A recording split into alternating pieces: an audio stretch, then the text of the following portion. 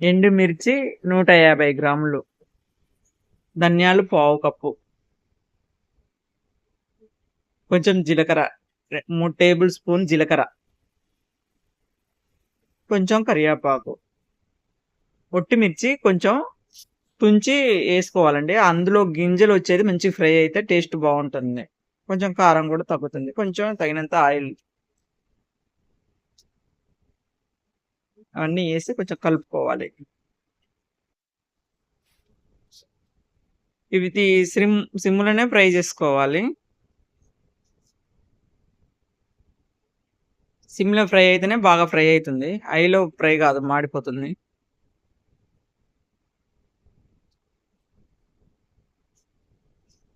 కలుపుతూ ఉండాలి సిమ్లోనే.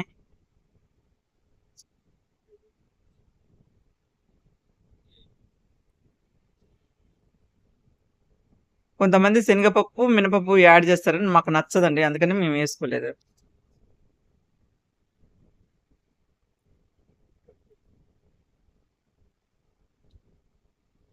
తగినంత కల్లుప్పు వేసి మంచి ఫ్రై అవ్వాలి. అది కూడా కొంచెం ఫ్రై అవ్వాలి. ఉప్పు